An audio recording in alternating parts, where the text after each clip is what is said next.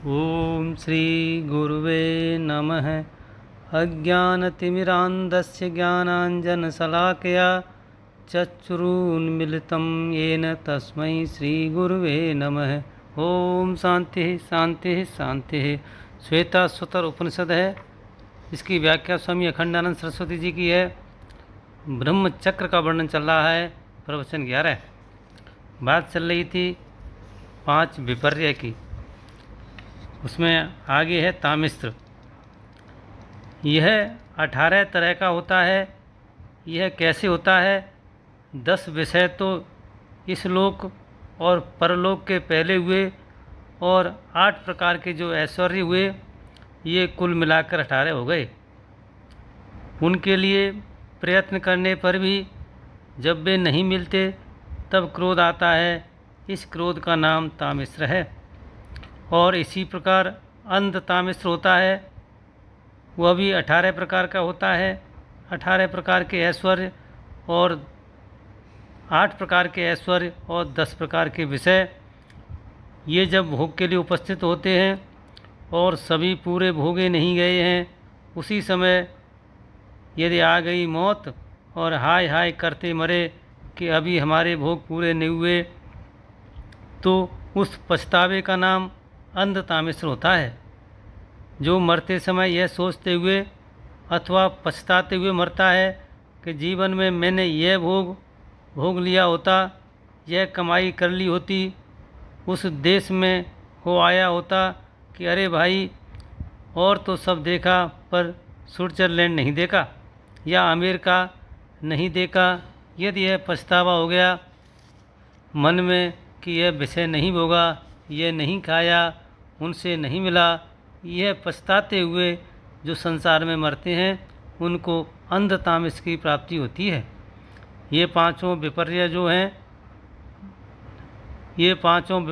है ना, जिनका मैंने नाम लिया, तम मोह महामोह तामिस्त्र अंध तामिस्त्र, ये जितने हैं ये पांचों के पांचों नरक हैं। भला इनका नाम नरक है।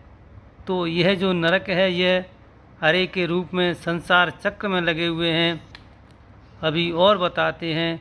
यह तो 5 विपर्य के भेद हुए। अब 28 प्रकार की आसक्ति होती है। वह क्या होती है कि 11 तो इंद्रियों में जो आसक्ति है, वह क्या कि अरे भाई, हमारी आँख से तो दिखता नहीं है, कान से यह चीज़ सुनाई नहीं पड़ती, त्वचा से इसका स्पर्श मालूम नहीं पड़ता, जबान से गूंगापन, अंधापन, बहिरापन, ये जो इंद्रियों की असमर्थताएं हैं, इनको लेकर के 11 प्रकार की आसक्ति हैं। और अंतःकरण में जो आसक्ति होती है विपर्य से, वह 9 प्रकार की तो तुष्टियों के विपरीत है और 8 प्रकार की सिद्धियों के विपरीत है। इस प्रकार कुल 28 आसक्ति हैं। अब इनको फिर से बताते हैं, ज़रा ध्यान में ले लेना, क्योंकि बहुत लोग इन सिद्धियों में फंस जाते हैं। जैसे हमारे आजकल के जो नए ढंग के लोग हैं, वे कहते हैं कि मनुष्य को संसार में संतोष नहीं करना चाहिए। ये आपने सुना है कि नहीं? असंतोष की वृद्धि हो, यह नारा है हमारे कामरेड भाइयों का। भोग में संतोष करना, जितना मिले उसमें संतोष कर लेना, परंतु परमार्थ के साधन में संतोष नहीं करना। परमार्थ के साधन में यदि संतोष आ गया तो समझो विघ्न आ गया। बोले 2 माला फेर लिया, बहुत हो गया, माने भगवान पर एहसान हो गया कि हमने 2 माला तुम्हारी फेर ली। अब ईश्वर भी तुम्हारा बोझ उठाएगा, भार ढोएगा तुम्हारा। नहीं, साधन में संतोष नहीं चलेगा। ज्ञान मार्ग में चले तो सही, परंतु प्रकृति का ज्ञान यदि किसी को होने लग जाए और वह उसमें तुष्टि मानने लगे तो वह आसक्ति है, विघ्न है। ज्ञान मार्ग में चले तो प्रकृति की एक एक बात मालूम पड़ने लग गई कि वर्षा कब होगी, आंधी कब आवेगी। यह जो मौसम की सूचना देने वाले यंत्र होते हैं, उनसे पता लग जाता है कि कब मानसून आने वाला है, कि आंधी आने वाली है, कि समुद्र में तूफान आने वाला है, कि कहीं दुश्मन का हवाई जहाज आ रहा है। यह सब पहले से ही मालूम पड़ जाता है।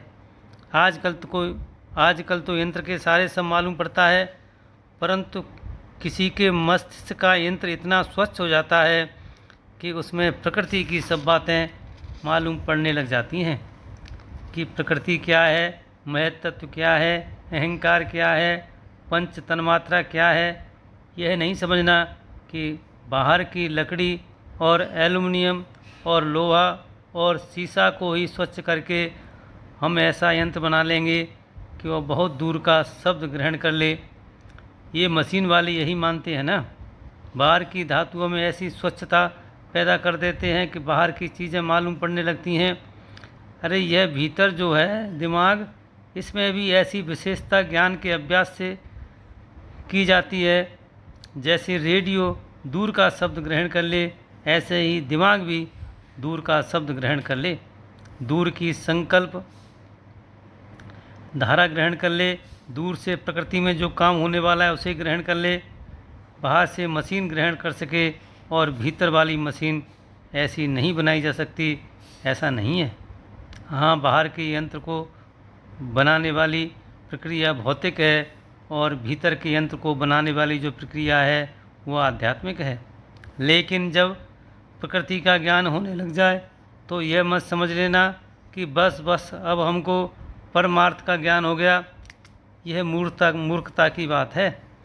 यह संतोष कभी नहीं करना जब तक परमात्मा का ज्ञान नहीं हो जाए। इस प्रकार सत्संग को विराम करता हूँ। ओम शांति शांति शांति।